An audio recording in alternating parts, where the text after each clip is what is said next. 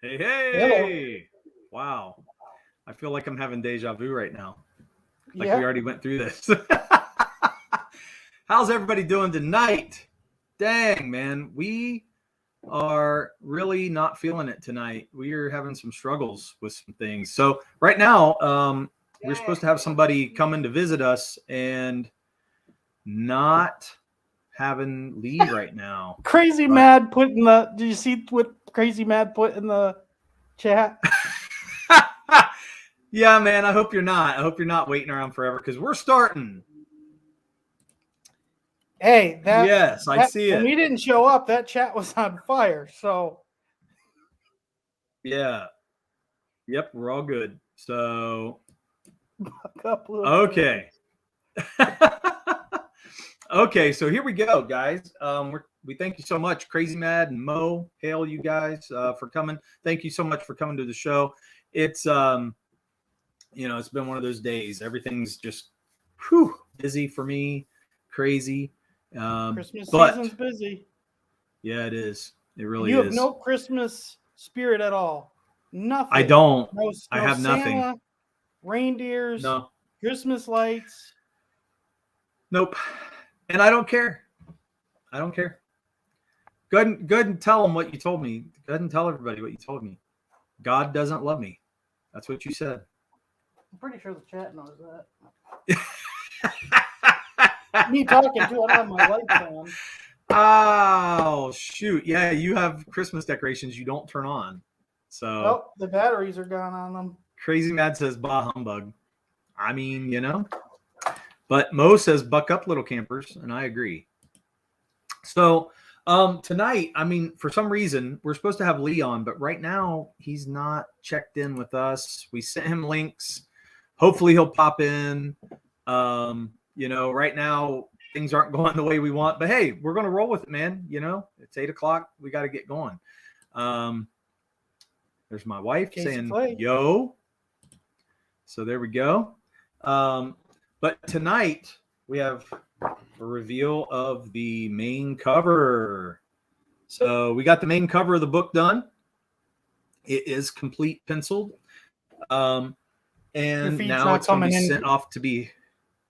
Oh, your feed wasn't coming in good. You couldn't see it. Oh well, I'm gonna do some close-ups, so don't worry about that.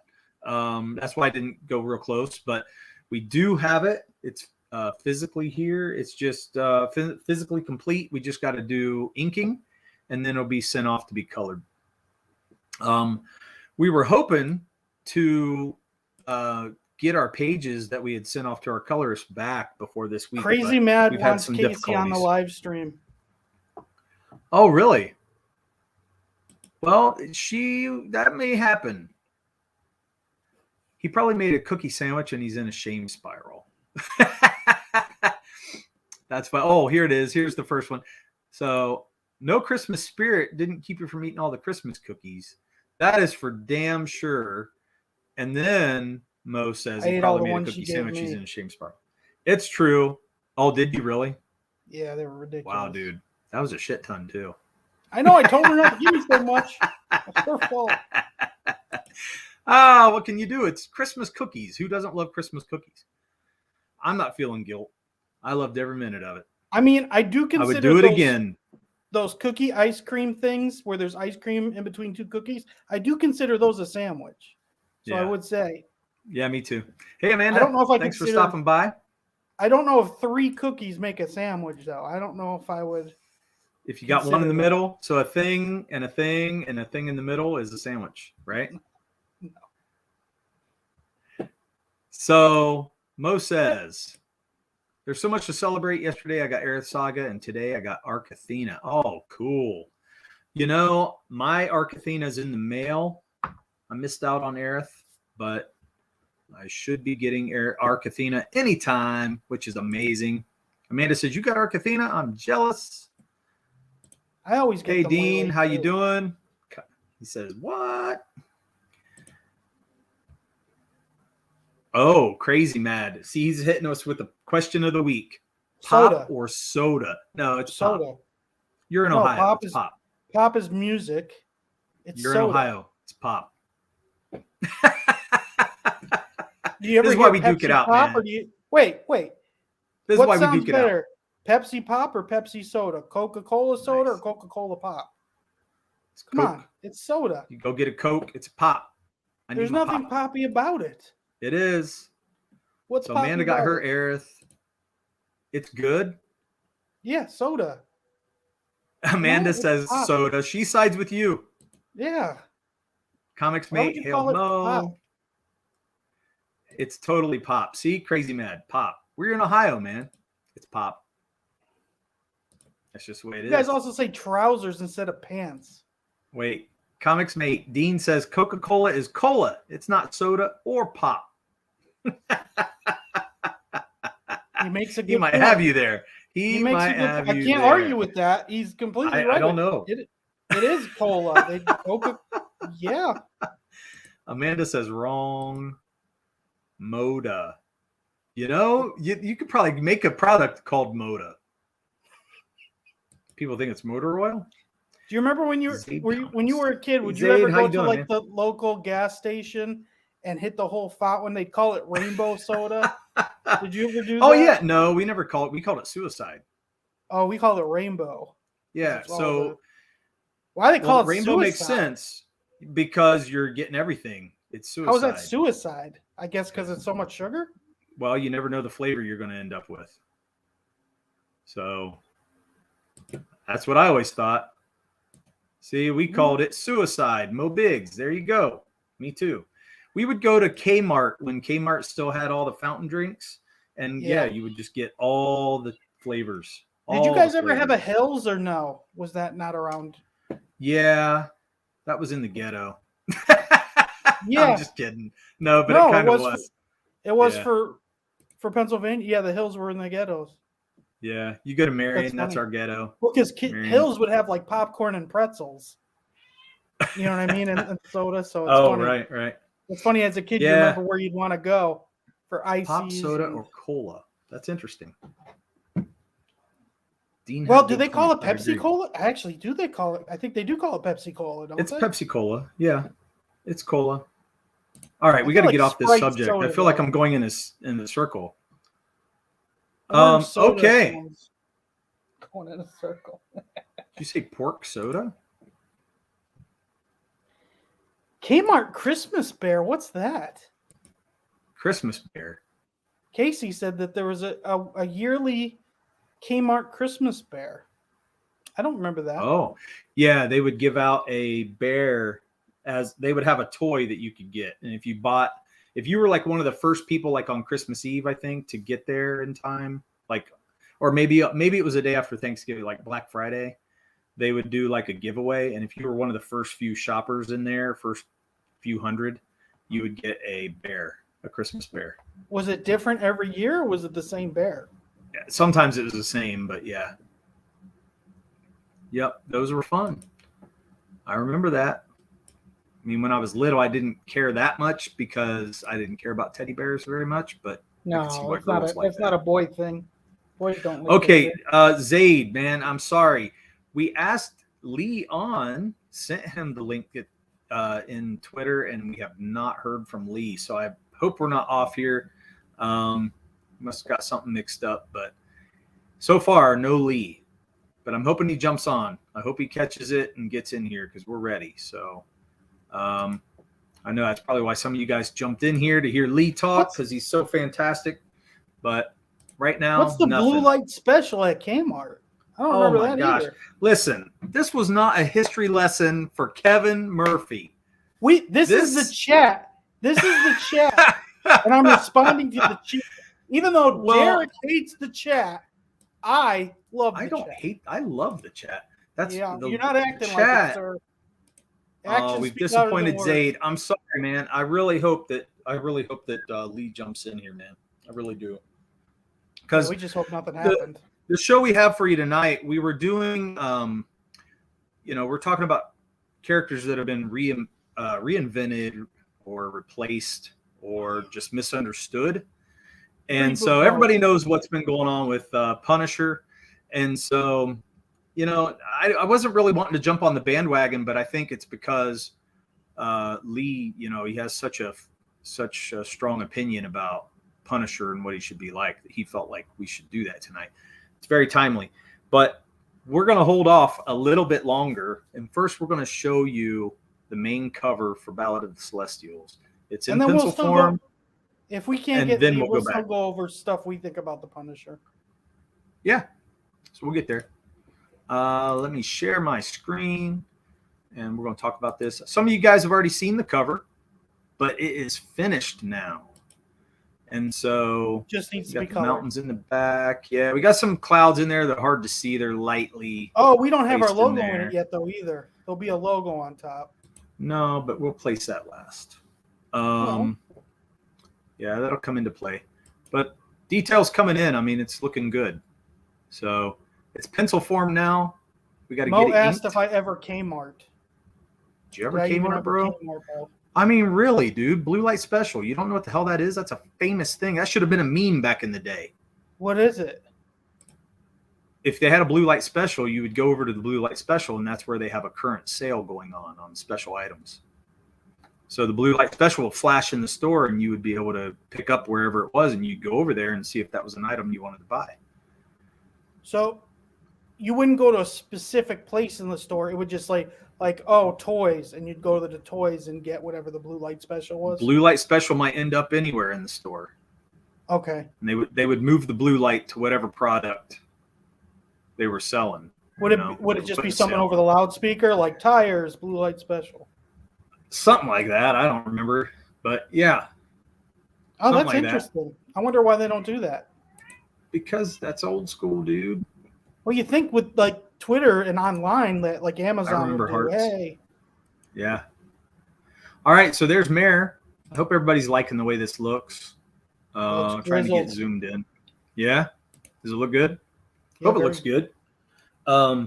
Yeah, Mo says it was over the speaker. So, yeah, I think they made an announcement, and then they would flash the blue light, and everybody would I think that's a great idea. They should have kept that. Lee would probably be there after he fights off a couple drop bears and an angry Roo. It's probably true. Someone made a comment about Heart Store. I have no idea what that is. Casey said they probably stopped because there are no more Kmarts. She's right. There are no more Kmarts. So I'm going to zoom out a little bit. There's Sabra. Now that's one thing. Ooh, look at that. Look, Derek, NTM Comics. Caught me with my pants down. NTM. All right. Hey, man. Thanks for stopping by. Just caught you. We appreciate it. Yeah. So anyway, I really hope Mo's really giving it to me on the Kmart thing. Yeah, because Mo must have really loved Kmart. Like this is I feel like I must have heard him because it's. But I don't feel like you're too young to understand what Kmart is. Oh, I remember going to Kmart all the time. I don't remember the blue light special though. Well, Kevin, thanks for taking all the interest off of our cover and talking about Kmart the whole time. I think that's great. It keeps it on the page long. I mean, thank you so much for pulling everybody away from us, but it's all good. Okay. So wanted, Murphy says it looks great.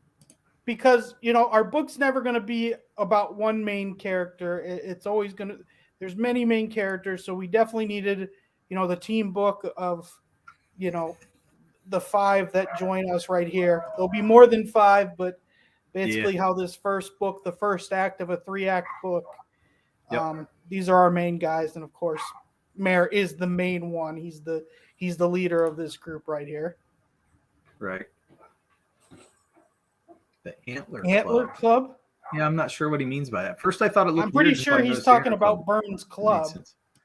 Oh. Antlers, okay, yeah. But it's a jawbone.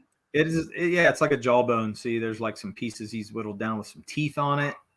Yeah. You'll see it once it gets inked. There's a lot missing from the pencils because it doesn't come through. There was some bad lighting when I got it in there, but it's not a great scan. It's just to show off. So.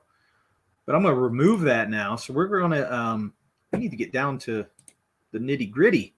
For some reason, we're still not getting Lee. What do you mean? Could have talked about the background and all the stuff that's going on. And well, we can talk about it without seeing it, I guess. That scene does take place in the book. I mean, not drawn that way, but that's, it's not just a team photo, have a team photo. Yes, he's actually swinging a club, Mo. It's a big, big club with teeth on it. It's a big animal's jaw that he broke apart, and he uses it as a club. Noah says Kmart sucks. It does suck here in America. It sucks. We're no longer talking about the Punisher tonight. Clearly, the chat wants Kmart. Yeah, they want to talk about Kmart, the blue light specials. So, but I think no, we need to get back to the Punisher. That was on the cover of our video. We better get into it a little bit. So, I mean, what does everybody think about this? I mean, you see the new logo for the Punisher on his chest, and that picture of him carrying 2 katanas, I think, right? Why don't you bring the picture up? Well, I gotta find it. Hang on. And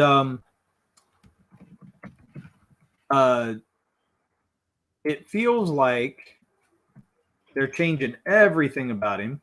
I love how Mo is talking about Kmart, and he literally says, "In the height of its glory." That is just a great text. In the height of Kmart's glory. I love that so much. Okay, let me get this up here. We're going to get this on here. Punisher. That's not what I wanted. There it is. Okay, so there it is. Oh, okay. Lee just texted, and he said he got his times wrong, so he's going to probably be getting on soon. Okay. I'm telling him to jump in anytime, which is going to be great. I'm glad he caught it. Oh, there he is. Boys, 100% my fault. I thought it was on at 1 o'clock. Dean's hit me up right now, you dickhead. I'm like, 100% my fault. Murph, you're looking. Oh, man, it's no big deal. Yeah, brother, that's coming through really nice, my man. Love it. Kimosabi, all you need to do is when you're on this channel is blame Derek. That's all you need to do. Well, on comics, mate, it's always blame Kimosabi. So I guess I'm just used to just shouldering that burden. This is 100% on me. I need to be. No, sir. No, sir. You are the guest. You're the guest. Derek is in charge of this stream. So no matter what goes wrong, even when it's not his fault, it's his fault. It's his fault. It's sure, my I can fault. get down with that. No, He sent me the link. I saw it and I thought, yeah, right. I got an hour. No, you don't. You have like minus 24 minutes. I'm here. I'm ready to talk Punisher if that's what you guys are up to. We were just getting into it. Yeah, man. And thanks again for having me on, boys. Absolutely love this format. I love being here. I really appreciate the chance to hang out with some cool dudes and just talk about comic book stuff. It's one of the highlights of my month. It really is.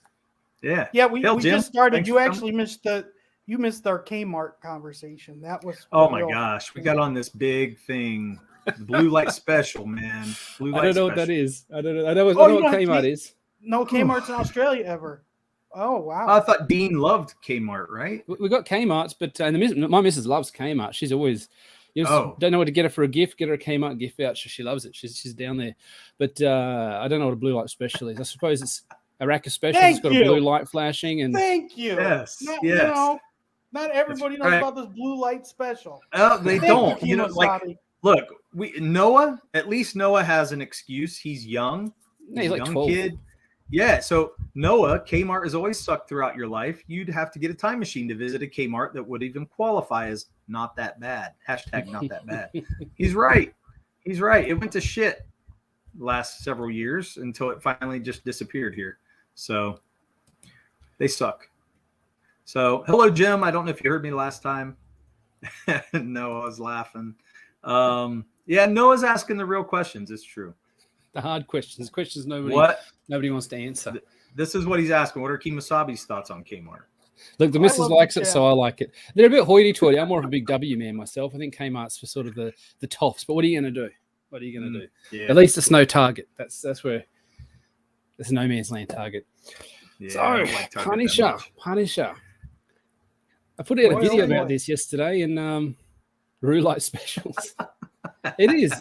Over here, Mo. Kmart is hoity-toity. Oh, that's funny. You got to have a sip of your tea with your pinky up if you're going to Kmart. Oh, that's funny. See, I thought Target would be that way. Target's even worse. Target's untouchable. I haven't been in Target for about 10 years. That's just beyond my my price range. You can't. I couldn't walk into Target and buy a bloody 4-piece dinner set for less than a mortgage. Ew, I know it, man. I know it. I can't stand Target very much at all. You know what? Kimosabi has to voice in on the pop or soda thing. Amanda brought it up. You mean fizzy drink? Fizzy drink. Oh, fizzy man. Drink. What? Is that what you call cola, soda, pop? We don't call it pop. We don't call it soda. So what do you call it? If you say to someone, what do you want? And they don't use the brand name, they'll say, oh, have you got any orange fizzy drink? Or you got any lemon fizzy drink? Fizzy. They'll say, have you got Sprite? Or have you got lemonade? But they won't say, have you got orange soda or something. Like orange soda sounds straight up like something off an American cartoon to me. That's weird. That's cool, though. I mean, fizzy drink just seems so long. Like, why would you say fizzy drink? I remember in a Jackie Chan movie where he's pretending to be either from the mainland going to the island or from the island going to the mainland, and had to teach him all the other slang for the other side of the society, you know, and they called what you'd call soda cans, they called them Swift Pop Pull Tabs was the name of the... Yeah, so it's just like this whole mouthful. What? I don't know what it comes out in Cantonese or Mandarin, but instead of just calling it, you know, like a soda can, or I suppose we call it a fizzy drink can over here. It's all very literal, right? Yeah. That's why they always explain things. I think Australians need to be literal because it's all life and death over here. And if you muck about and use metaphor and allegory, you tend to end up dead.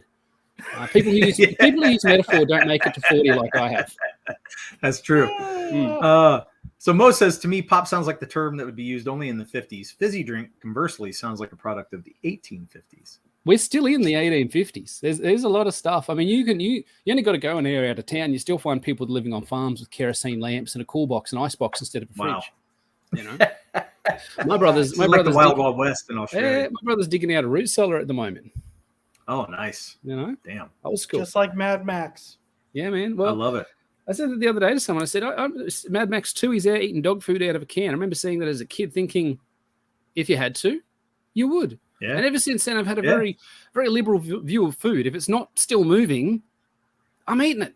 I'm good. Yeah, and it'll keep he you makes going. it look appetizing, too, to be honest. He makes it look like it tastes good. Yeah. He's used to it. That's probably a delicacy. He's probably like, man, damn, probably is. Got me some dog food tonight. Living large. I can go to Kmart. That's right. Okay. Well, hey, so now we got the blue light special out of the way, Kevin. We're not on the history lesson anymore.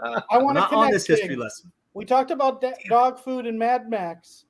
I did think it was interesting in Lethal Weapon with Mel Gibson's eating the dog snacks as he's trying to get the dog. So full bit of synergy right there. Yeah, that's a bit of. I like that. I like that.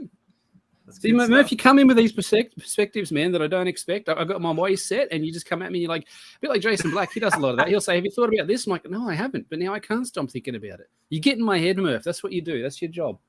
Oh yeah, he'll get in your head like a fucking worm. That's what he'll do. Okay, now we're on. We're on the subject. Mm-hmm. Here we are. I present to you Punisher. That's not the Punisher. The new and improved Punisher. Yeah, no, not improved. No, not at all. What used to be the Punisher. So I did a video on this yesterday and put it out, and had about 100 views on it. So yeah, thanks for checking it out. And I did a little bit of a history of the Punisher, and something that probably needs to be brought up before anybody goes forward. G'day, Bandito. Is that this isn't the Frank Castle that was in Vietnam. This isn't the Frank Castle that fought Jigsaw. This isn't the Frank Castle that did the suicide run. This isn't the Frank, that's not that Frank Castle. This is John Bernthal. This is Thomas Jane. This is Solid Snake Frank Castle. This is when, because this Frank Castle, he wasn't in Nam. Otherwise, he'd be about 80. This Frank Castle was like some spec ops CIA operator plugging dudes from 10 miles back with a sniper rifle. That's what I think they've missed with this new Frank Castle, this new Punisher, and why he continues to fail the mark and why they keep saddling him with one bad gimmick after another. OG Frank Castle. Garth Ennis, Bourne, Mike Barron, Frank Castle. He was a grunt. He was a shit kicker. He was an infantryman. I'm sorry. We're gonna ditch the Punisher. This is the Kmart stream, and that'll make Murph very happy. He's like, Punisher? I came here to talk about the blue light special on our heading.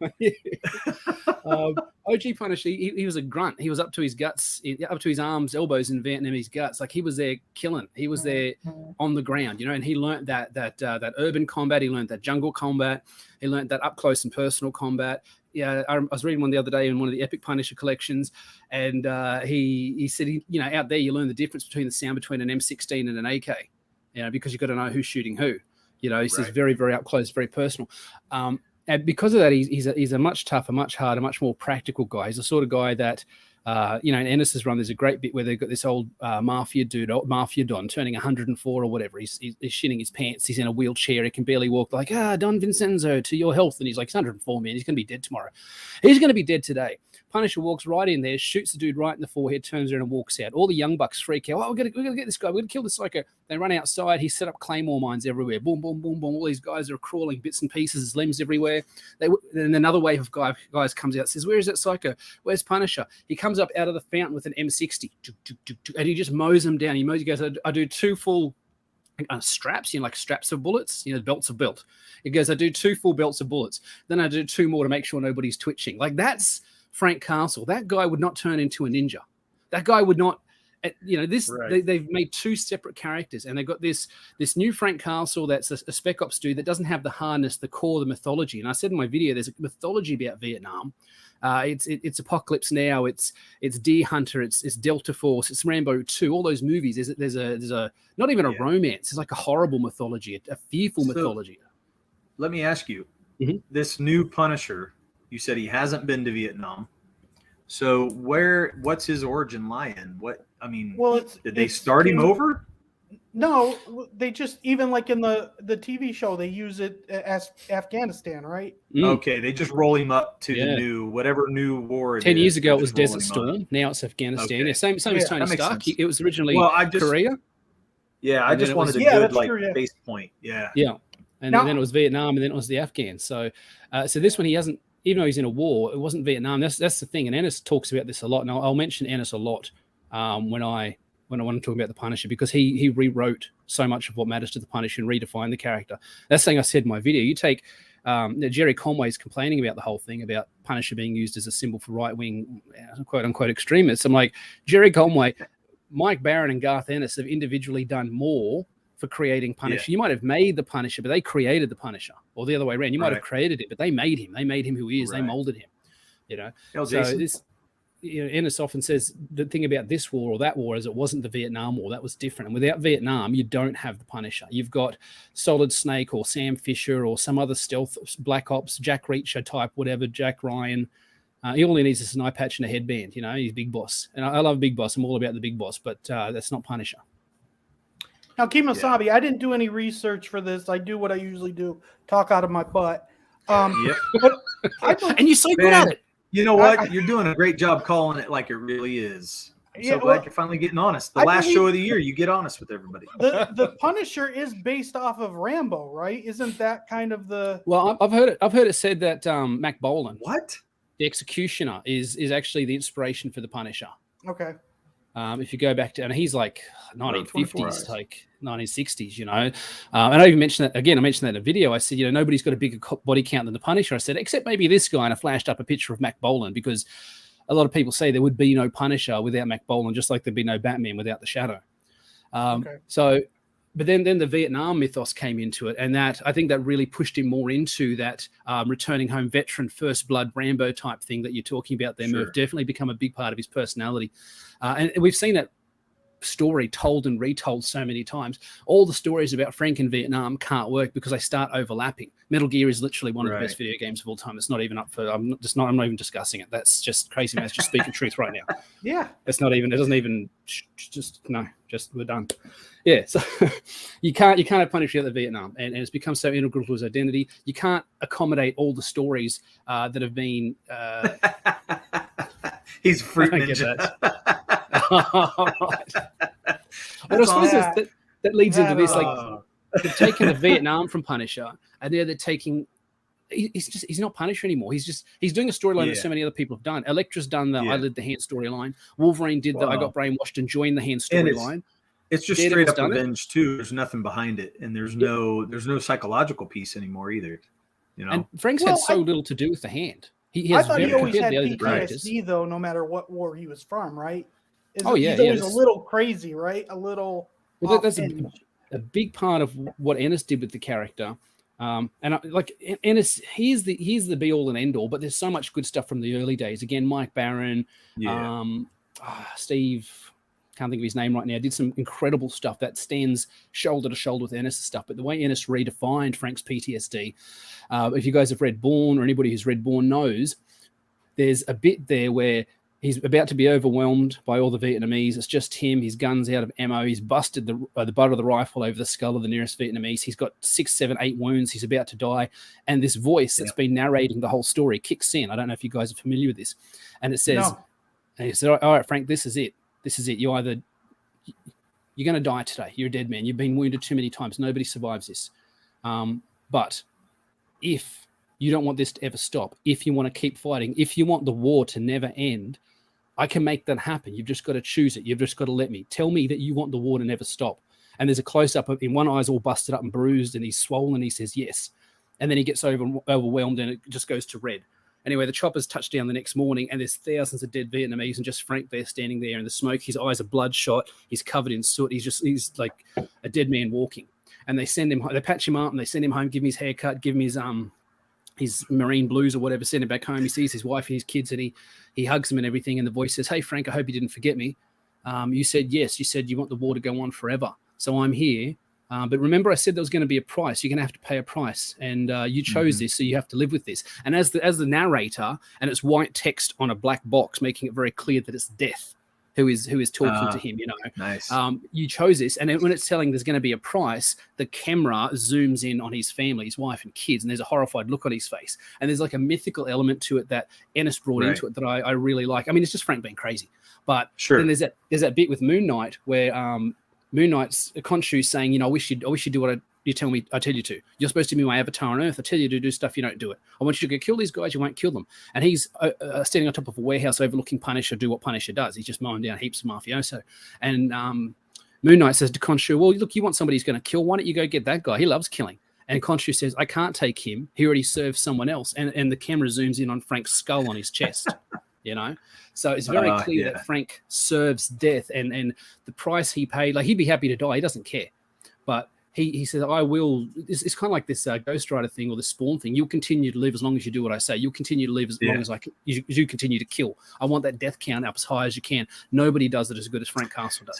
But canon-wise, though, Moon Knight actually does have a god talking to him. He doesn't have mental health. It's mental health. Mental health, right? No, Moon Knight has mental health as well. Actually did have a god controlling. Well, but that's the question. That's what they always pit against is he really talking to a god, or is it his mental health? And they play with that in the book several times over. So I thought it was a definite. I could be wrong though. No, it at different times has been definite, but then they kind of mold it and morph it into being a psychological thing too. So same as they do with Punisher. Like, is he crazy or is he the sanest man out there? And depending on who writes him, and we've been, this is the advantage that Manga has, that you have usually the same bloke all the way through, and he's consistent with the characters, and the characters grow. You know who Kenshiro is in the first episode. You know who Kenshiro is in the last episode. He's got a very flat character arc. Whereas Frank, sometimes there's a bit there that Ennis has him do where he's daydreaming. He's just sitting there and he's waiting for some skilled drug dealer or something, and he daydreams about just taking an M60 to the street and just mowing down every bad guy. And he says, but then when all the bad guys are dead, I don't take my finger off the trigger. I just keep shooting. And eventually he shoots and he kills the whole world. And it's just him, this blazing red world. Everyone's dead. He's sitting on a hood of a car. He's still got his finger on the trigger. It's going click, click, click, click, because he's run out of bullets. And his family turns up and they got all bullet holes in them. And they said, Frank, it doesn't change anything. We're still dead. And then he wakes up and he's like, oh, I must have dozed off. Like he is, insane if he's written insane. If he's not written insane, he seems like the sanest dude in the world. And I think that's the problem with, we talk about the motivation of this, of why they did this. So whenever you talk about motivation, I want to talk about that for a minute. Right? Sorry, Murph, what was that? Well, yeah, but hold on to that for a minute, Kevin. Okay. One thing I want to talk about is if he's going to lead the hand, he would think terribly of the hand just like he would of a mafia. Absolutely. So I think he would kind of treat them as the same thing because that's the way they're run. So I mean, they're organized crime. Why would he lead them? Yeah, why would he lead them? It makes no sense to me. I mean, ninjas are like Nazis and zombies in terms of they're these faceless hordes that you can kill and feel okay about it. You know, you put on Call of Medal of Honor of Duty, and you can just kill as many zombie Nazis as you want, because not only are they zombies, which just kill them, they're also Nazis, which as we know, literally the worst people ever lived. So ninjas are not far removed. I mean, they're faceless. They've got their faces covered up, and they're bad guys because they're attacking you and you're the good guy. So you just got impunity to kill as many as you want. It doesn't make any sense that he'd lead them unless there's a brainwashing thing going on here, which the Hand does do. Like, we know that's their MO. They brainwashed Wolverine, they brainwashed Elektra. I think Daredevil did it willingly to sort of take over and say, like when Spawn took over Hell, he didn't want to take over Hell, but he's not going to let somebody else do it, And I think probably Daredevil's story was the best choice of those ones. Wolverine joining the Hand back in the I want to say 2000s, 2010s maybe, when Gorgon, they killed him and brought him back to life as a brainwashed Wolverine joining the Hand, is a pretty decent little storyline. But it's all been done before. I can't see. From a storytelling point of view, this has been done, so we know the motivation isn't to tell this story. That's funny. So Crazy Mad. Cultural appropriation. That's a nice take.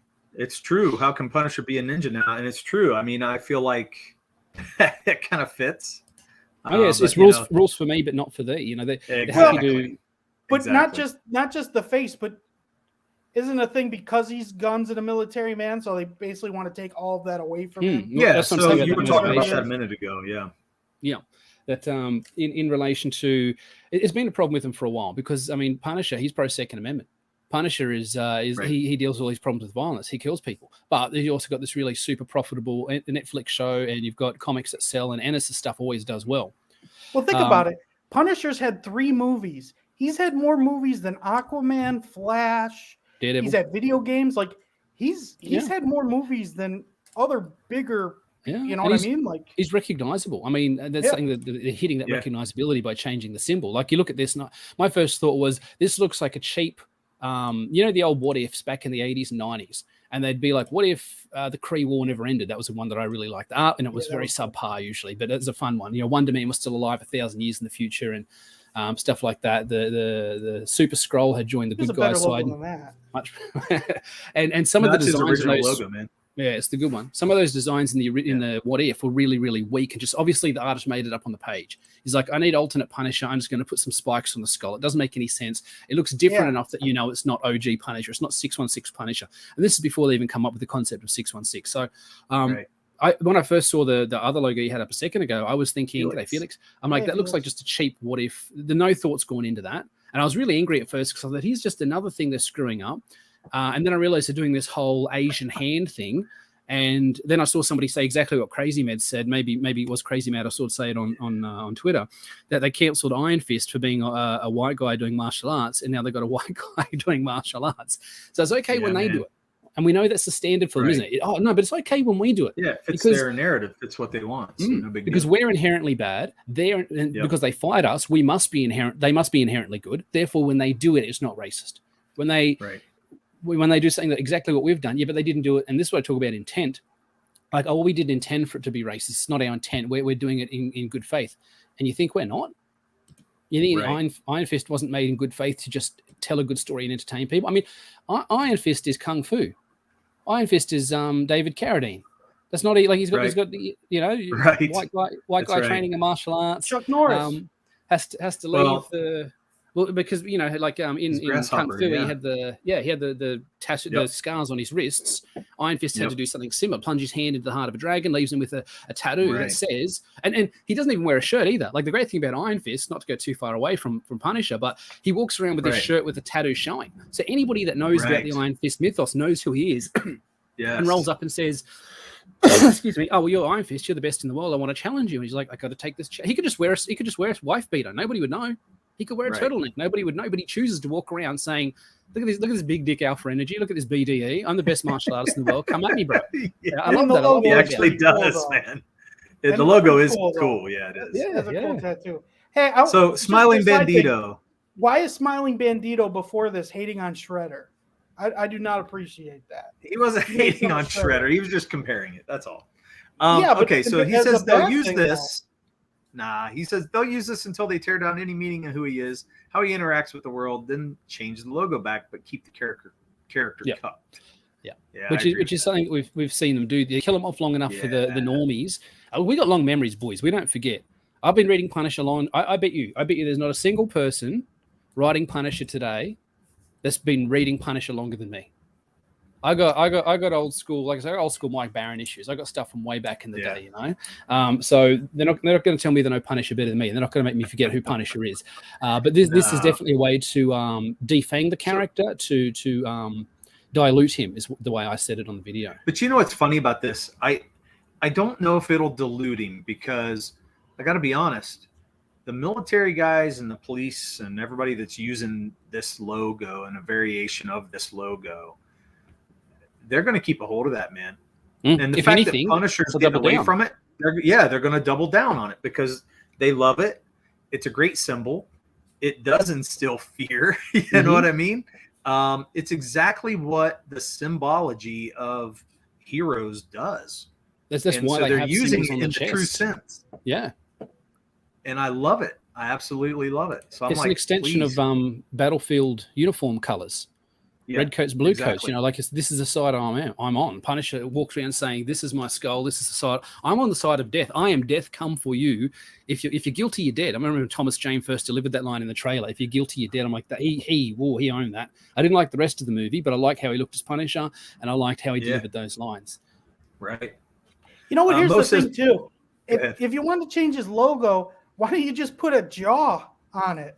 Like, to add the horns makes no sense. Yeah. Like, adding a jaw would have changed the logo. Because without the jaw, it's so iconic. I mean, even Spawn riffs on it. In like Todd McFarlane's Spawn, the skull symbolism there is similar to Punisher's one. And the way that some artists use the teeth of the skull to form the pouches on the front of his belt for the ammo and stuff, like, there's so many great variations on it, but it's still instantly recognizable. And I love the bits in the comics where he'll be there and he'll say something, you're like, what are you talking about, man? And he's always a big dude. Like, Punisher always towers over other people. And he'll open his jacket and they'll see the skull, and the dudes will like drop their crowbars and run away because he they're like, they're scared of him. And you never see that in the movies. Nobody's scared of Punisher in the movies. I remember when all the shows, when John Bernthal comes out in the second season to confront Jigsaw, and he shouts, I can't remember his name even. Let's just call him Steve. He comes out and shouts, "Steve!" And he walks towards him and he opens up his jacket. He's got a Punisher vest on. He's like, dude's like 5'6", and he weighs like a $108. He wasn't scary, and the camera zoomed right out, so he's just like this little man with a bad haircut screaming Steve in the middle of the street. It didn't work. Like, we finally get the Punisher logo, we finally get a big like open shirt reveal, which he's so good at. People tell Punisher to take a hike, and then he lets the jacket fall open. They see the skull, and they think, I'm dead. I'm seconds away from dying. He's the scariest dude in the Marvel universe. You'd rather fight the whole Fantastic Four than the Punisher. Well, he's not the scariest. Definitely. But he's top 5. Definitely top 5. I think Hulk and Wolverine are scarier, but I mean, Punisher's right up there with them. Yeah, I think they think you shit your pants. This is a good point that Jason points out. He says, "Do you think Marvel is going to stop selling Skull logo T-shirts? Do you think they're going to recall these bestsellers?" Of course they're not. Of course they're not. You know, put that up. I don't know. They've taken loss on money for a lot of stuff. They have. You know what though? I mean, I saw Shane Davis put something. You know, he was talking about it on EVS last night. He said, I think they're going to go to the bank with it as long as they can, to be honest. Just because they can. I don't know if they will get rid of it that quick. I'm doing another video on how Clea is replacing Doctor Strange. And it doesn't really make much sense because she's not a doctor and she's not strange. She married him, but did she take his surname? Yeah. She submitted to the patriarchy just long enough to take his name so she could steal his title. It's this whole thing about how they won't let women characters be women characters. They've got to let them, they make them kill off and usurp the man just so they can ride their coattails. I'm like, that's the least feminist thing I can think of. And I said, I'm going to say in the video, I've recorded it, but I just got to put it all together. I was a bit drunk when I recorded it, so I might have to re-record it. I don't drink often. I had a couple and it was a bit mumbled. But the point I was making was when you go to the supermarket to buy a lunchbox for your kid, you're not going to be buying a Clea Strange lunchbox. You'll be buying a Doctor Strange, Stephen Strange lunchbox. You know, when you go to buy a pencil case for your kid, it won't be Jane Foster Thor. It'll be Thor Odinson. They always go back to these OG characters. Same as Batman. They got Black Batman. They got Dead Batman. They got Gay Batman. They got Batman Who Laughs. They got Time Travel Batman. And when you pick up a coloring book, it's just pages and pages of Bruce Wayne. Right. Yeah, it's interesting to me, but it does seem like they do want to switch. It's weird because in the comics, you know, we're getting a new Doctor Strange coming out at the beginning of next year, and it's going to be a woman. It's weird in the comics, you know. And it does not. It's not the worst person to take over. She's been his No, apprentice. but- Sorry, his partner. Can't possibly have a woman be mansplained too. That was a problem at the end of One Division. But why not Brother Voodoo? Or why not Magic or Doctor Doom? Yeah. Or there's other people who have got that Magic potential. would have been cool. LB Rose. I don't have a problem with her if she took over as the Sorcerer Supreme. But for her, my problem is the book's called Strange.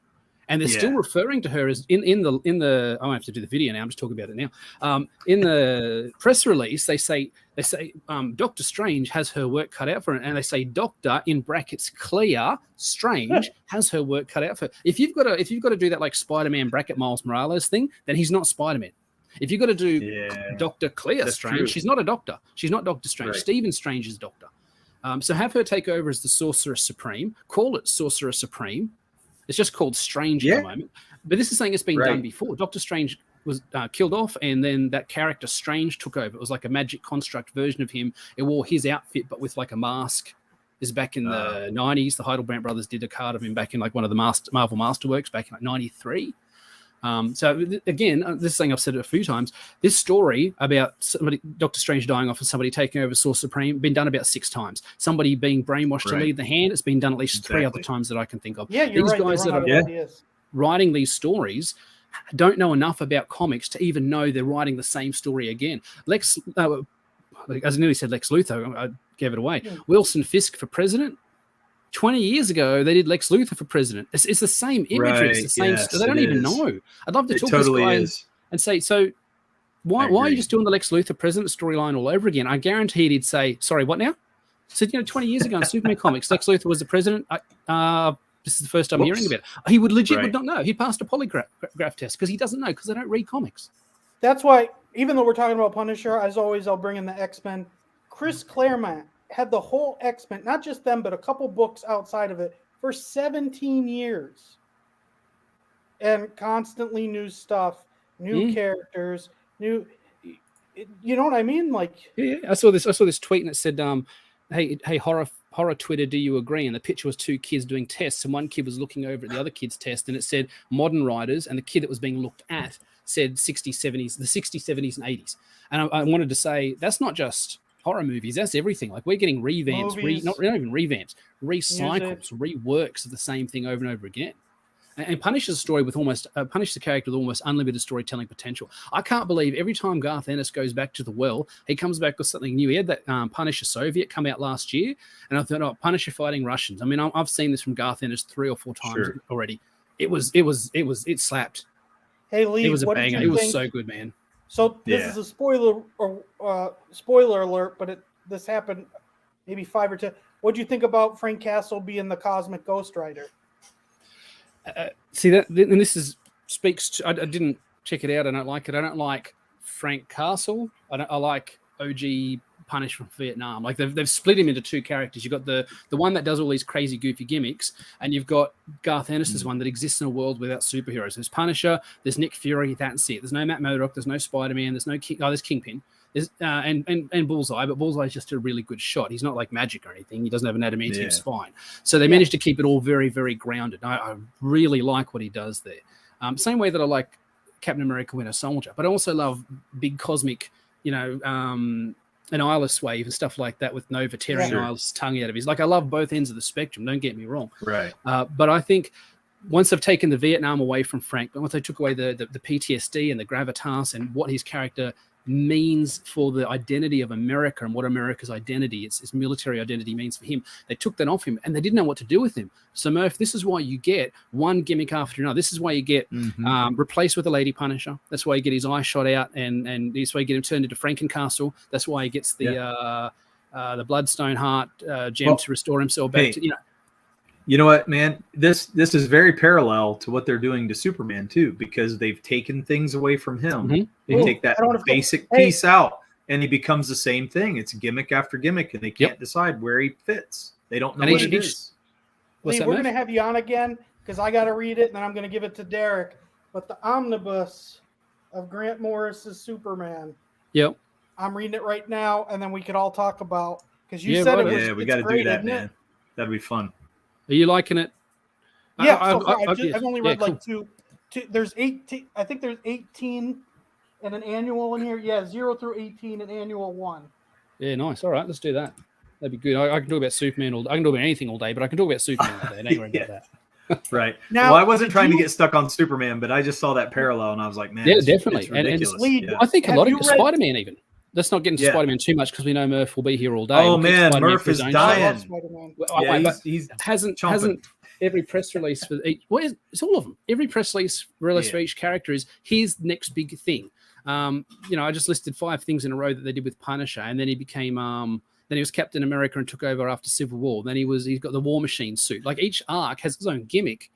But they're not actually advancing the character at all. It's almost like this is what Bendis has been pushing for years. This continuity where there is no canon, nothing is set in stone. You use what you want, discard what you don't. And each new arc is essentially its own new movie or miniseries or Netflix series. You don't have to reference. If you did the Frankencastle one and then somebody comes along and writes War Machine Punisher, they don't have to reference Frankencastle. If you had Punisher meet some chick and fall in love with her, this monster type romance arc, she doesn't have to be in the next. It's like when Kim Basinger didn't turn up in the second Batman movie. Michelle Pfeiffer was here like, what the fuck happened to Vicky Vale? I love Vicky. I was down with Vicky. She's gorgeous. I love Vicky Vale. What's happening? Like at least Catwoman kind of died and the second one wasn't in the third and Nicole Kidman turned up, but there's no continuity between the movies like that, even though it's a lot of the same actors there. And that's what we're doing with the arcs now. It's just like, okay, so we've got the Hand Ninja Punisher. Let's give it 6 months, boys. Let's give it a year and be really generous. I said in my video, I don't think it's got the longevity of Spectacular Spider-Ock. I don't even think it has the longevity of Blue Suit Superman. Remember Electric Superman?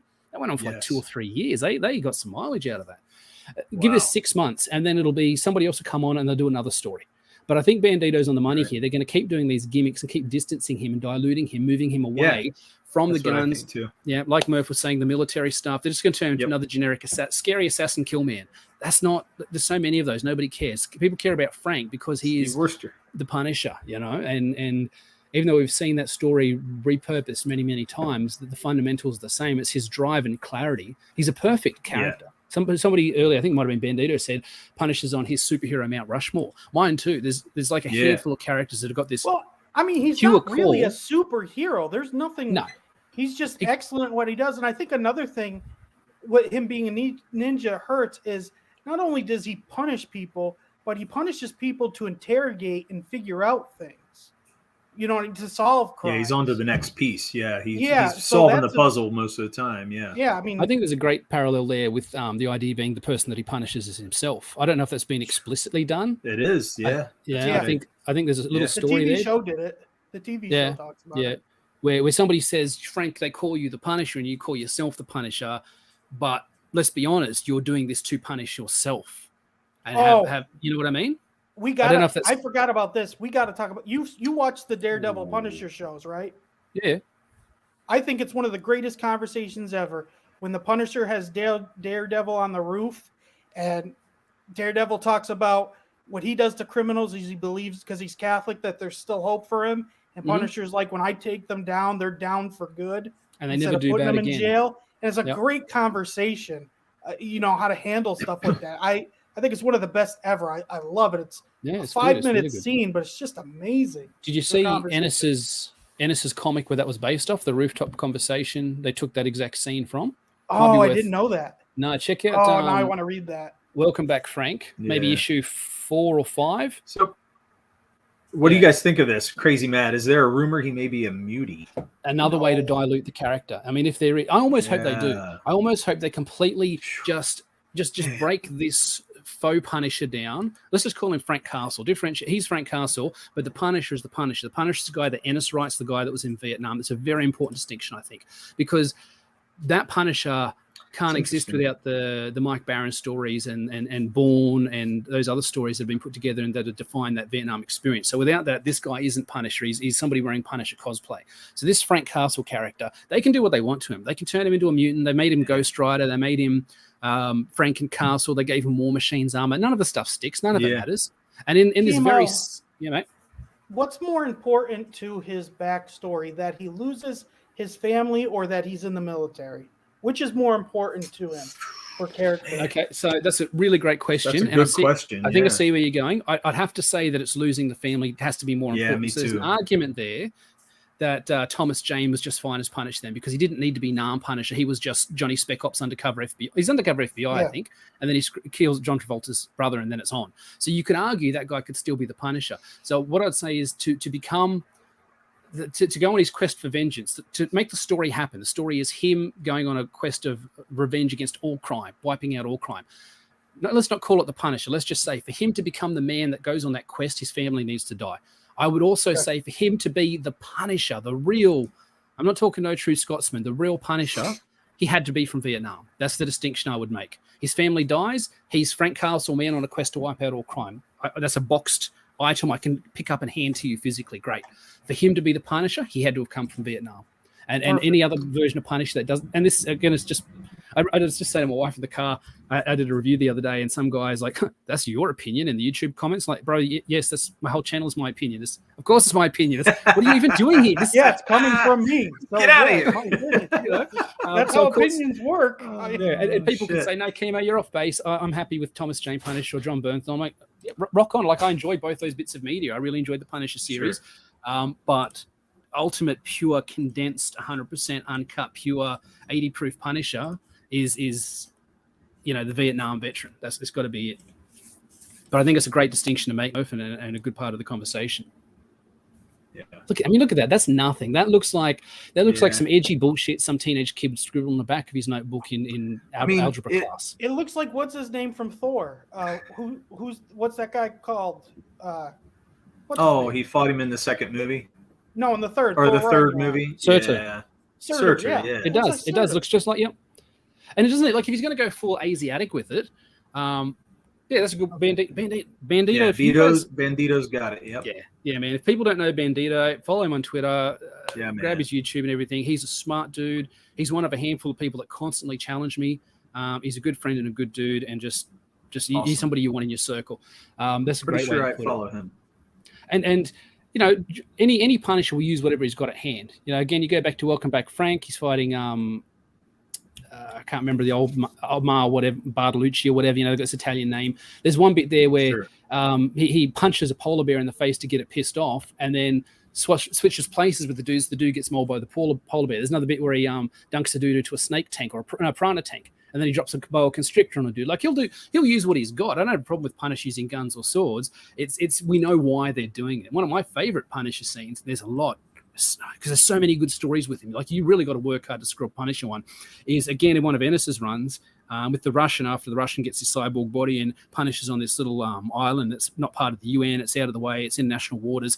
And he's trying to stop this guy from selling nukes and stuff. And they chase Punisher into the jungle and they're shooting at him. He vanishes. He disappears. And they're like, should we go after him? And they're like, no, it's nearly nighttime. What we'll do is we'll get some forces, get some boys together, and we'll come back in the morning and we'll flush him out. And they're like, right, a good idea, boss. They piss off back to town to get some reinforcements. Punisher's there, hidden by the jungle, and he's got this great little monologue, and he says, I don't smile. He goes, just me all night alone in the forest with my knife and plenty of time to set traps. He goes, I don't smile often. I don't smile ever. But if I did, today would be one of those times. And that's how that issue ends. And the next issue is just him like a surgeon dissecting these 30 or 40 blokes that are coming in this squad. They've got AKs, they've got M4s, they're all kitted up. And by the end of it, they're all either begging for death or saying, I'm glad it was you that killed me, Punisher, because you are the OG military man. You are the real soldier. It's a fantastic, he will use whatever's there. Yeah. It's not that Punisher's using swords. It's that they're taking away his guns. They're taking away. Right. There's another. Now, Chemo, did you read Marvel's Civil War? I did. I loved the scene where, so they get Punisher and Captain America starts beating the crap out of him. Because he just mowed down some bad guys who wanted to join the resistance. And Castle idolizes Rogers, and he doesn't do anything. Yeah. He just lets Cap kick the crap out of him. Cap says, hit back, fight back, damn it. And Punisher says, not great. You, never you. Yeah. Yeah. That was awesome. Mo wants to get back onto the Blue Light Special, man. We'll have to go real ghetto Australia and talk Big W instead. Big W is our go-to over here. Now, I agree, Matt. That's a great bit. It is. And again, that's not Vietnam Castle. Vietnam Punisher, I don't think would do that. There's an old. Who did the art on it? Gee, it's some good art. It's not Roy Thomas. Somebody with a really clean style. Can't think of it right now. Somewhere between Roy Thomas and John Buscema. And there's a Punisher's pointing an Uzi at Captain America while he's standing on Cap's shield. Cap's shield's on the ground. Punisher's put his foot on it. He's pointing a gun at Cap. You know, because OG Punisher in Vietnam, he looks at Cap as a bit of a showboater. You know, like they've butted heads a few times. Like there's respect there, and he'd never kill Cap because Cap's a good guy. Punisher only kills bad guys, but he's like, Cap, you're weak because you let the bad guys live. And Cap says, no, I killed when I had to. It was a war. It's not a war anymore. My war never ended, Rogers. You know, and then it's off. You know, then there's a moral discussion you can have there. It's some good stuff. Super secret agent Sam Fisher, Solid Snake version of Frank Castle, joined the military because he was inspired by Captain America's World War II living legend. And therefore he does definitely have, like you said, that idolization. And that was a really beautiful scene. I mean, it's in the midst of blood and getting his face kicked in and Captain America saying, take this piece of garbage out of here because he's so outraged with Castle. And then Frank's like, but I just can't. He calls him crazy, doesn't he? Or yeah. And which for Cap, that's a rare moment for him too. You know, it's very well done. Well, I only had a thought earlier today about, I don't know, I just think about comics and superheroes all the time, man. I don't think about the real world. I thought someone like Superman who's just got ridiculous. Okay, I'm playing one of these Lego games, one of these Lego DC villain ones. It was free on PlayStation Network. Got it from my kid. As two players are playing together. Then he goes to bed and I'm like, I just want to keep playing this because you can make your own character. So I make this dude. He's got electric powers and super strength. I've got a point. And I imagine that, you know, because you're fighting the heroes. And I imagine if Superman turned up, this guy would be like, like I know I was robbing shit, but now Dad's here. Like Superman, I can't fight you. That doesn't make any sense. You've saved the world. And Superman would be like, that's great, son. So join the good side. Let's forget all the bad. Or you do your time, get back out. I'll be there on the day you get out of prison. I'll be there. I'll pick you up and we'll sort something out. Like that's Superman. So you have Superman meet Captain America. And these guys, we talked about this in a previous show. These guys hold similar roles in their respective universe. Not so much power sets, obviously. Superman can move moons. He can move planets with his bare hands. Captain America can tear a door off a car with a bit of effort. You know, they're so far apart. Can time travel too. Superman can just travel through. He's just like Earth. I'm just going backwards in time. Whatever. I do what I want. I'm out of control.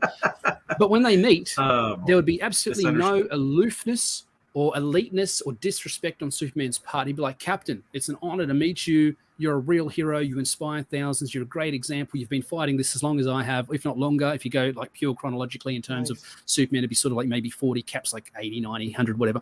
There'd be no disrespect there. That's who Superman is. That's often who Cap is. You know, he'll call you on your bullshit, but there's always respect there behind that. So you're right, Murph. For him to say, Punisher, you're insane, you're garbage, I don't even want you on my team. But there was in response to what Punisher did. Goldbug and a couple of other dudes turn up, and they're not even bad dudes. They're like, I'll rob a bank. It's Pace Pot Pete, you know? Pace Pot Pete turns up and says, we're scared, we're here to join the good guys. And Punisher just turns around, twin MP5s, and cuts these dudes in half in front of everyone. I can't blame Cap. Cap is always right. I can't be mad at the dude, you know? Which is not like Cap's against killing. Cap will kill. If he has to. He knows that there's a...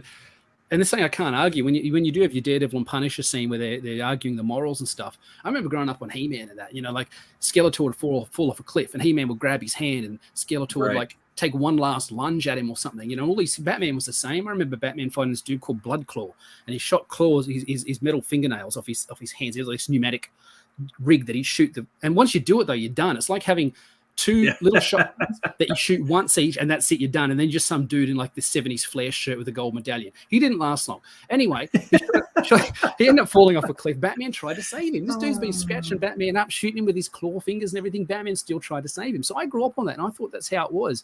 And then you realize there's real evil in the world. And I can't get on board with this guy's an evil piece of shit scumbag that's killed a bunch of people. Tomorrow when he gets out of prison, he's going to go around and do it again. Like he's got to be put down. And I do understand you can't say, well, Batman, you fight Joker all the time. It's your job to kill him. That's not fair on Batman.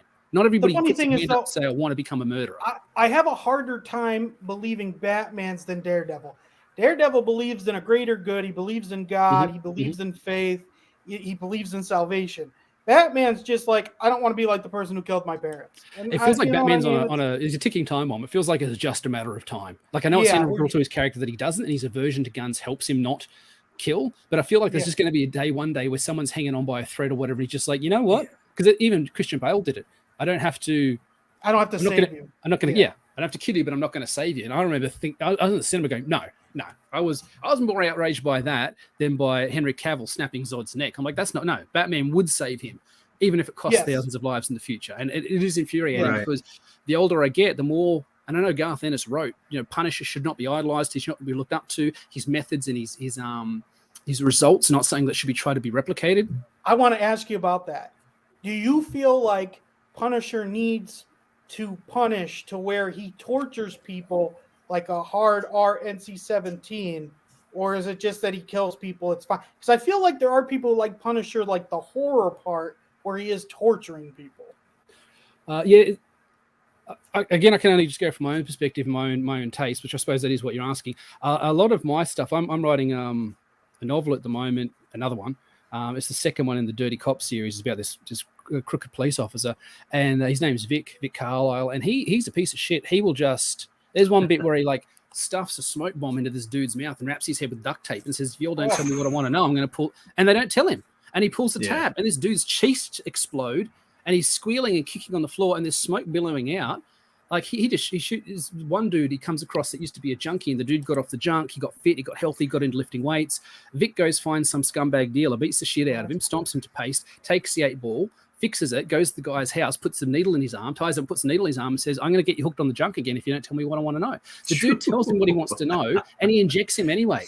The dude's all big and tough. When he's got the needle, he's all like, "I'm begging you, man. I'm begging you. I just got off this stuff. I got my life right. I got my mama back. I got my baby back. Don't do this to me. Don't do this to me. I'll tell you what you want to know." He tells him where the bad guys are. He still pulls the plunger in anyway. I wrote that. That's on me. So I do get down with the torture Punisher. Okay, but good example. You feel he needs it? I mean, you know what though? When he needs it, he needs it. Mad Max to me. We talked about Mad Max a little bit earlier. In the first movie, he has that guy that's wrecked by the car, and he's got him. Is he handcuffed? Is he handcuffed? Yeah, he's handcuffed to the car, right? And the car's going to explode. And he gives him the saw, and he says, "You can hack it. You can hack your arm off, or you can die. It's up to you." Yeah, how bad do you want it? To me, it's the same kind of moment. He's not going to save him, but he's not going to kill him. Well, I mean, the Punisher will torture. The Punisher will cut a limb off. Just let me try and reinterpret what you were saying. I might have misunderstood. Are you saying there's two? You're talking about two types of Punishers: one who kills bad guys, and one who goes, "Okay, I've got you here. I've negated all of you, man. I've neutralized them. You've done the wrong thing. I'm now going to torture you for 24 hours to make you pay for what you've done." Yeah, and that's tricky because you're right. He's portrayed both ways, and there's been some really strong moments from the Punisher Max series. One dude who dug up his family and pissed all over the corpses, Punisher's family, and he just went on a rampage. He killed thousands of people that weekend. But he gets that dude in the end, takes him out to the forest, slits his stomach open, wraps his intestines around a branch, and says, "Start marching. You die when you die." That's some hardcore shit. Those Albanian white slave traders. He covers the old man in kerosene, sets him on fire, lets him burn to death, and films it and sends it back to the dudes that he works for, so they know not to come here. The best one was when the woman who was running the white slave traders and getting these women addicted to heroin and gang raped on a daily basis. You know what I'm talking about, Merv. This is an incredible scene. She says, "I'm stronger than you. You can't get away from me. I have the power here, so I will do what I want to you, and that involves turning you out for profit." Punisher gets into her office and says, "I'm stronger than you. I can do what I want to you. You can't get away from me." He picks her up. She's only a little woman, and Punisher's attack. He throws her head first into the bulletproof glass of the reinforced glass of the skyscraper she's in. He does that for about 4 pages. Eventually, the glass gives way, and she tumbles right down to the. But as he does it over and over again, the blood smear on the glass grows and grows, and the cracks grow and grow. He put that woman through hell. So just just like the TV show when he did that with the glass. And you watched the Netflix? Yeah. I was all over that. So he could have just walked in there and shot her in the head. There is definitely a point where. I think it's I've never really thought of it like this. Again, Murphy, you've challenged me. I think there's definitely a point where the punish part of his name is he feels some obligation to enact a reciprocal amount of damage and hurt and pain, some percentage of what they've done. If he went in and shot that woman, depending on what you believe about the afterlife, isn't there, whatever, she's done here. She doesn't have a second of regret. If he kicked the door and she looked up and she goes, "Oh, it's the punnet bang." That's it. That's done. So sometimes I think it's done just for our benefit. I hate to say, but I love those scenes. I love those. I love Taken. Taken's such a great movie. Right. He's like old man Punisher trying to get his daughter back. That bit where he's like, wakey, and he taps the 2 metal railroad spikes together and jams it into the dude's knees. He doesn't even say, "Where's my daughter?" He says, "I'm not fucking." He just starts off, bam, now you've got these in your knees. It's hooked up to the power supply. I'm going to turn it on and walk away if you don't tell me what I want to know. Tells him what he wants to know and does it anyway. You know, when he shoots that French dude's wife in the arm, she's completely innocent. She's like, "Oh, Brian, we're so glad to have you here. I haven't seen you in years." He shoots that chick right in the arm. He doesn't care. And he's like, "I will do what it takes to get my daughter back. I will burn your whole city to the ground." I feel that, man. I feel that. And I write that in the stuff that I write. So, yeah, I definitely get down with the torture Punisher. I definitely think it's entertaining. And I understand when he's trying to get information because, I mean, part of his military background is interrogation. Oh, yeah, big time. So he does use that to break people. You know what, though? I feel like it can go back and forth. Like, there's times where I think the deeds of the people he's torturing, it kind of calls for that. And then other times it don't. It's just a shot to the head. You know what I mean? You don't see the punish. You just see he's just getting rid of them. Yeah, no, he doesn't punish everybody. No. Yeah, but I feel like thing. Yeah, it's practicality, but it's also, use of story. You can really get into the torture thing and show a good story. Especially when it's poetic, especially when the way they punished reflects. But if they do it that way only, and he's only this gory thing, then that to me takes his effect away. And then I don't want to see that all the time. You know what I mean? That's where I go. I'm like, it has its limitations. It does, absolutely. Even I can't watch horror movies anymore. I watched this one years and years ago called Martyr or Martyrs. I don't know if you guys have come across that. It was like some South American movie. I'm still. That's interesting. I had a few drinks and watched it with a friend of mine, and I said, "Why'd you show that to me, man?" He goes, "Oh, sorry, I thought you'd see the power of this." I said, "No, that's going to haunt me for the rest of my days. I couldn't. So I can't go back. I can't see that gore porn. Can't take that back, man."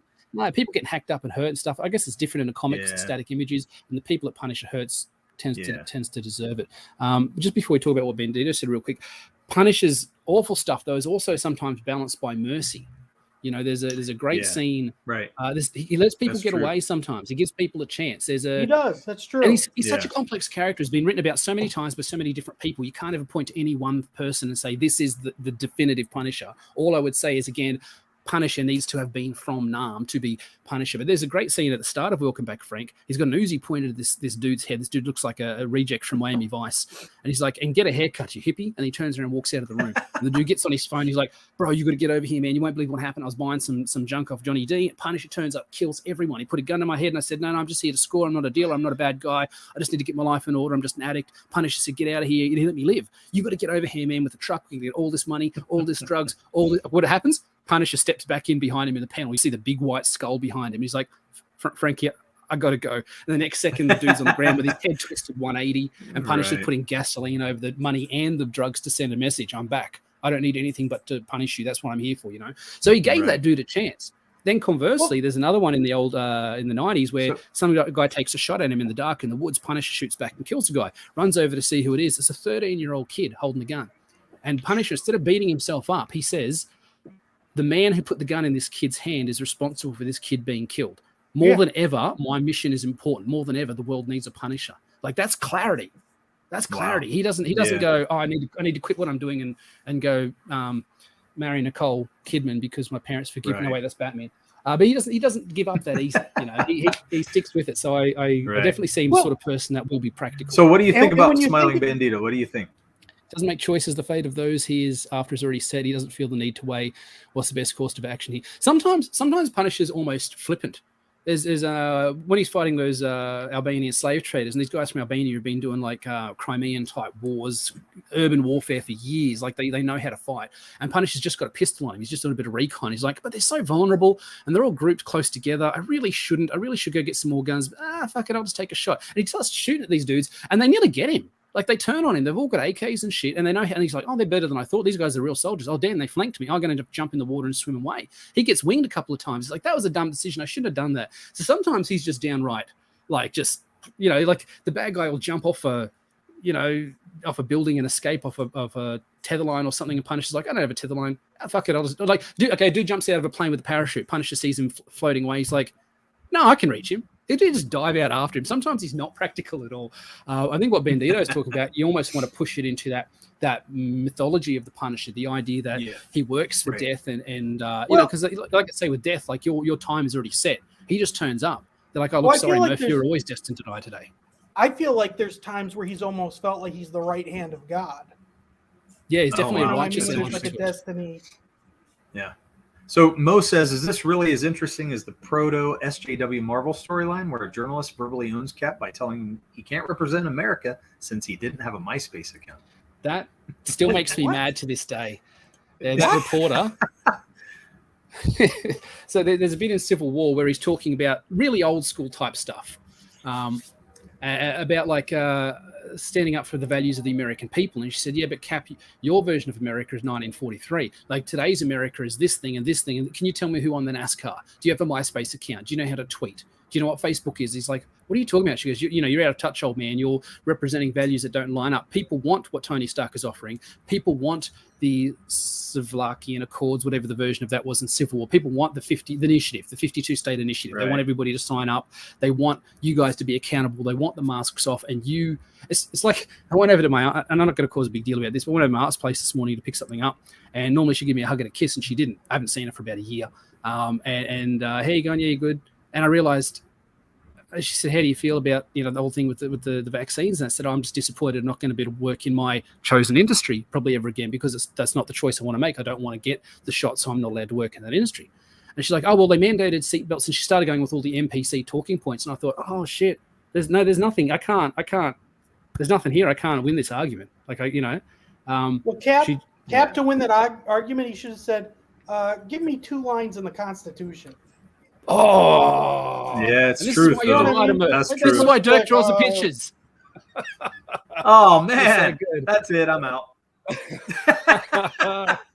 Exactly right. Exactly, because those things are fleeting, but the Constitution, it stands the test of time. True. It's been around before. It'll be around after. I guarantee you, Cap can recite the whole Constitution. Damn Skippy. Yeah. And that was, you could see that was definitely you know, so like I was talking about the COVID thing, because it's like, you know, a certain amount of people want the restrictions and the mandates. And she was saying a certain amount of people want this initiative. They want Tony Stark and Reed Richards to run this sort of thing. Hold on. Don't be impressed for too long with him, because he don't know what the fuck a blue light special is. And he was born at the end of the Kmart era, so he should have known this shit. I at least had a cultural reason not to know. Exactly. Mm-hmm. He doesn't have an excuse. Cap would have been ratioed on Twitter. Sometimes you say mean things, and sometimes you say things that hurt the soul. I try. I really try. You know, we're talking about Punisher. Merry Christmas. God bless us, everyone. It's all good. No, man, I think, this is awesome. I love this. This has been a great conversation. I mean, you know, I'm going to share I don't want to forget terrible picture. I like that they're scared of the Punisher. Like, I feel like when you look over the whole realm of Marvel, you need to have good guys that they're afraid of. And actually, one of my favorite scenes in Marvel Comics ever is the Infinity Gauntlet, where Hulk and Wolverine, after they're talking to all these heroes, out on the roof having a chat, is on the top of the building. Yep. And who's talking to them? It's not Silver Surfer or Doctor Strange. I forget who's talking to them, but he says, you know, all these heroes, you know, when we fight Thanos, they're not going to do what needs to be done. And he's like, Hulk, Wolverine, you guys will kill someone. He needs to be killed. Yep. Like, that's what needs to happen. And I like that you have Ghost Rider, Punisher, Wolverine, Hulk that will kill people, because you know what I mean? I do think there is. And even Captain America, who recognizes that's necessary. You know, somebody like too, right. I mean, Daredevil, he's really pushed the line sometimes, because he's been in some pretty dark places. But there's some very, you know, bright and shiny heroes that are straight up, well, like, I will not do that no matter what. But to me, that makes sense. A man of faith would believe that. And there are people of faith that believe in the death penalty, but Daredevil would believe that's not my call.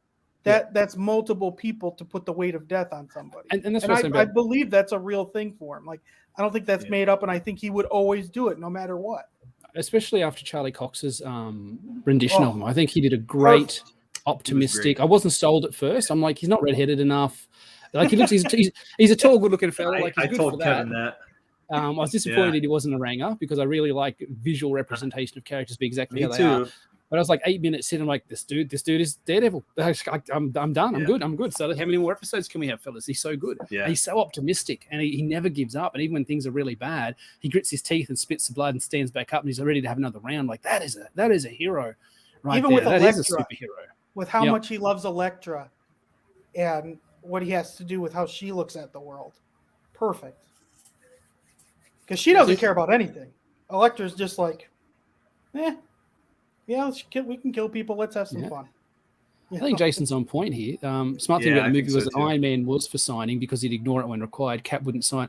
Yeah, and there's a sort of because he unless he committed to it, that really speaks again to it's the character, practicality. Iron Man is very practical. He's an engineer. He'd say, well, this isn't working anymore, so I'm not in anymore.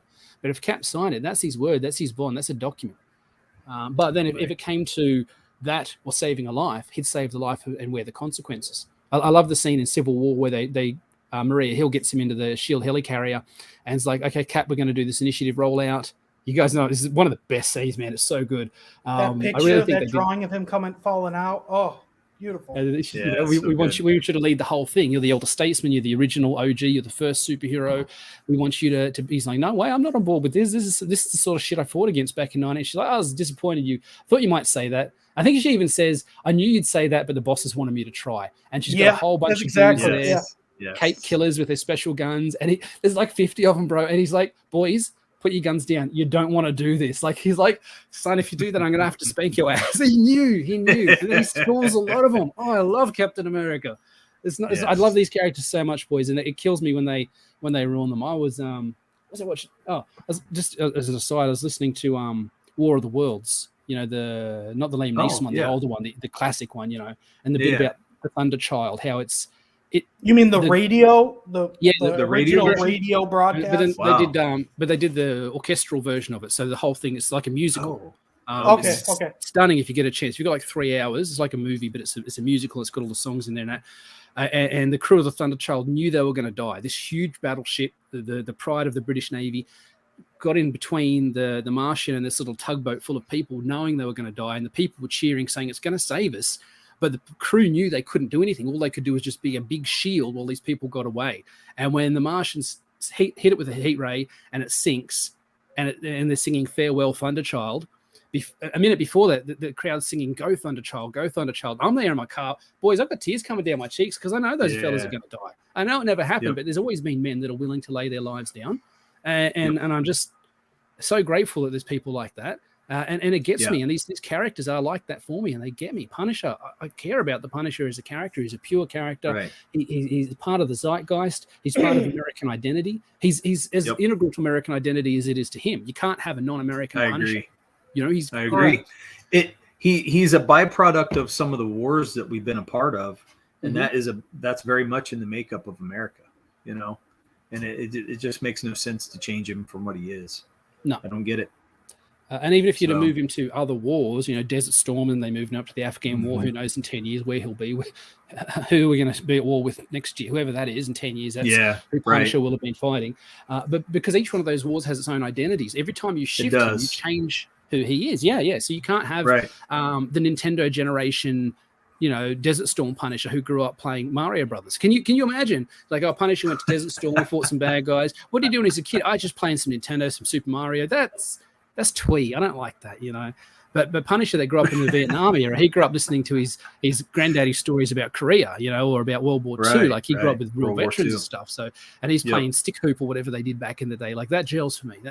But having a Punisher that's no thanks. Well, it's much more romantic for sure. I mean, that era, from anybody growing up from the 40s on, some of the baby boomers, I think the generational thing.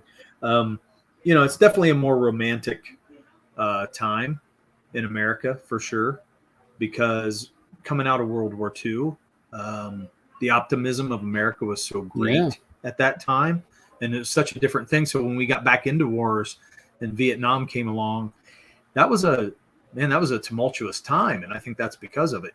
It had such an impact on so many people, and in so many generations after it now. You know what I mean? It's changed how we look at things. Well, I think how, like when you talk about America, I think just like as movies where you can reboot a character, like America kind of got rebooted after those two wars and the Great Depression. It did. Like it was a different America after that than You're right. Yeah, definitely. Well, then again, after Vietnam, because I think Vietnam was a cultural thing, whereas World War II, probably the coming first out of the Great Depression, thing. Yeah, the Great Depression, and then you had all that optimism of winning the war and everything. But then once Vietnam came, man, it was disheartening again, you know. And when you look at the way that Hollywood, because Hollywood's a reflection of America and vice versa, America reflects Hollywood.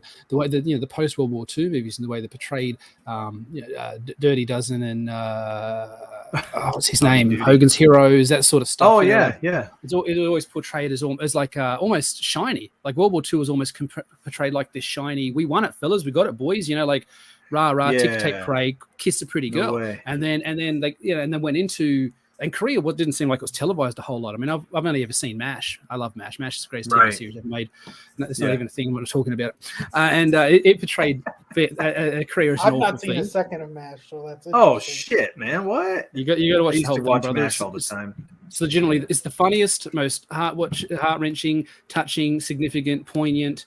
It's got morals, it's got stories, it's got character progression. There's nothing. It's a cultural phenomenon. There's nothing else like it. I would if I could only have one show to ever watch again, it'd have to be MASH, just because there's nothing else that even comes close. You're really selling this. It's a big ask. It's like 12 seasons, and then the movie at the end. The movie at the end will kill you, brother. Give yourself a weekend off after you watch that because you're going to need it. After you've watched these characters grow for 10 years, and then you got this end movie there where they wrap up the war. It just, gets me. It gets me. So it's a crazy amount saying Band of Brothers disavows that statement. Absolutely. So the media about World War II, much later on, completely undoes that. So you look at the media of World War II right after World War II, it's all shiny and we win. Yay, yay, rah, rah. Right. Then Vietnam come along and they went into it with this shiny mentality, and they got them the dirt and the mud and the blood. And the boys that survived and pushed through that and succeeded, you get the Punisher. The people who don't are still over there. But then the media that reflects Vietnam after that, you've got Deer Hunter, you've got Rambo 2, you've got Delta Force, you've got Missing in Action. Well, Rambo 1. Rambo, yeah, well, I mean, First Blood. First Blood is First Blood. Yeah. It's less about the POWs, but it's so significant in terms of what it has to say. I'd say it's more call. If I say it's probably more significant even than Rambo 2. You got Taxi Driver and that whole like disaffected angry loner thing. That those men didn't exist. Taxi Driver, he walked around with the Vietnam veteran jacket on. That became a fashion statement. That almost became a thing. Like even if you hadn't been over there, it said something about who you were. Yeah, because you chose to wear that. So, and definitely look at the way that Hollywood portrays that stuff. So when Bandito says that Frank's next war will be against will be for livable wages. I mean, livable wages. I don't think he's too far off. I think. No, I know. I feel that way too, man. I feel like they're going to have Punisher kill the 1%ers. That's all the people that make money. They'll have him. Yeah, man. And he'll give money to Mo. So there's on Twitter. There's a great one in I think Ennis' second run where there's three new vigilantes start killing. Punisher comes back and 3 new vigilantes start killing people, and each one has a different gimmick. And they all get together and they can't agree because one wants to punish the poor for being crime-ridden, awful drug addicts. One wants to punish the elite for being the rich people that cause the problems trickle on down. And then the priest who's killing people just wants to kill everybody that he sees as a bad guy. And they can't agree on anything. And Punisher turns up and he's like, I should have got around to you guys earlier. You guys have been operating and I've been too busy to come around and see what you're on about. And they said, we're so glad that you're here. We're trying to draw up a charter and work out some rules. We don't know what to do. We're glad you're here. We need you to lead us. And Frank's loading his gun. He's like, what? No, I'm here to kill you. Like, no, but we do this because of you. Like, we're inspired by you. I mean, isn't this exactly what you want? Somebody who understands what you're going through, to share it with, to fight this war with. He's like, no. And then he just mows them all down with his Uzi. He doesn't, and there's so much nuance in that. Like, you understood, because the elite dude, he's called the elite, and he had this mask, and he dressed all in white, had a silence pistol, and you go around shooting drug dealers in the ghetto and killing them. And you're like, yeah, man, shoot those awful drug dealers because they're peddling poison to kids.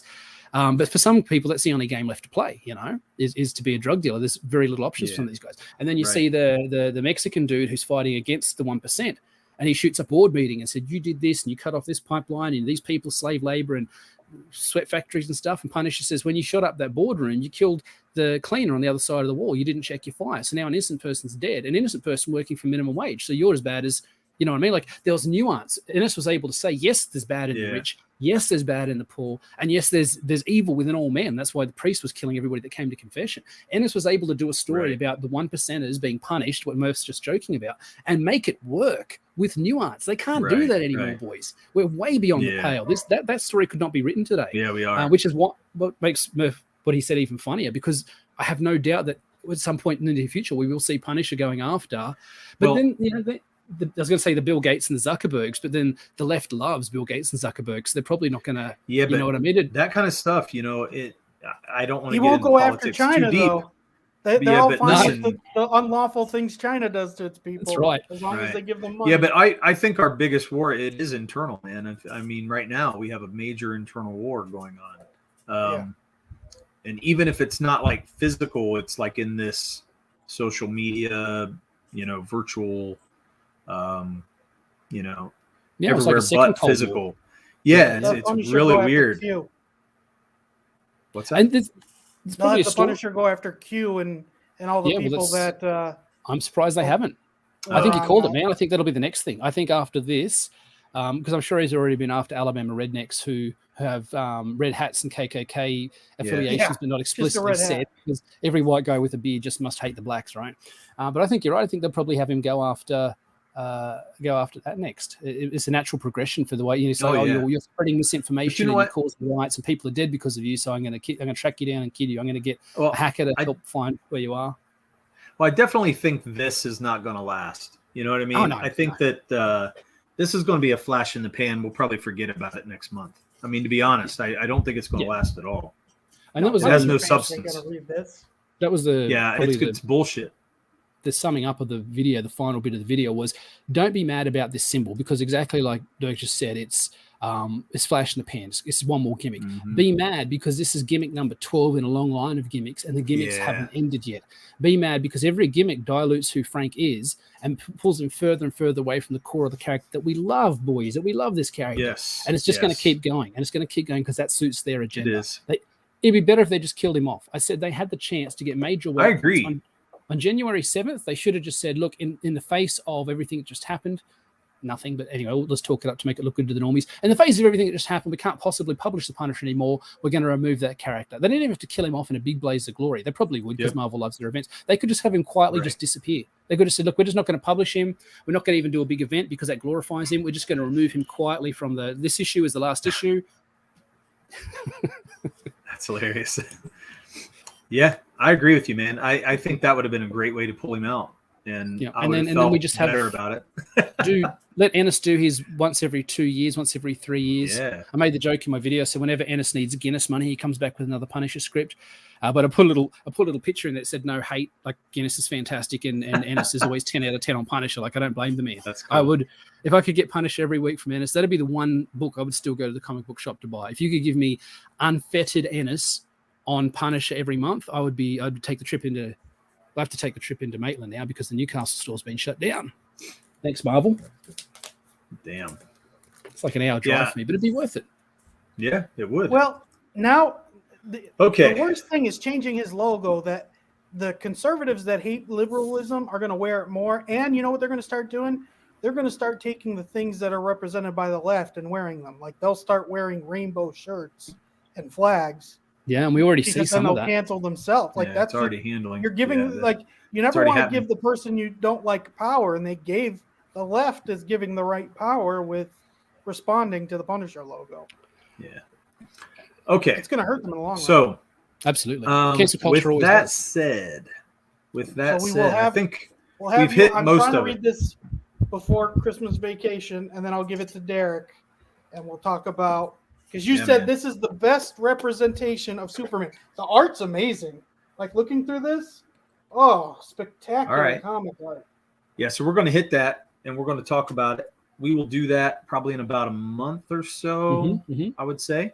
So we'll definitely be talking about it. Can you hang out after the show for a sec? Me? Talking to me? Chemo? Yeah, Chemo. Yeah, I can. We're wrapping Christmas 5 presents. minutes. 5 minutes. Yeah, we're wrapping Christmas presents and stuff. Yeah. So I can definitely do 5 minutes. Yeah, we're not gonna keep you long. But hey, everybody, thanks for stopping by. We thank you so much. Have Merry Christmas. Yeah, we should have had a Happy blue light holidays, special, be man. safe. about the Celestials. Make sure at Christmas Yeah, you drink man. your soda, not your pop or That's your right. cola, your soda. Yeah, Merry Christmas, everybody, and we will see you all. We will not. Are we have doing stream next Tuesday week. or are we taking a break? Yeah, let's take a for break. next Tuesday? Yeah, I think we take a break, man. We'll have to put it And, on Twitter. I don't want to see your face for a while, so I got to get out of here. Anyway, thanks everybody for stopping by. You even know what Christmas Just trying to is hurt your about, soul, Derek? dude. We'll see you guys later. Thanks See for y'all listening. later. Bye.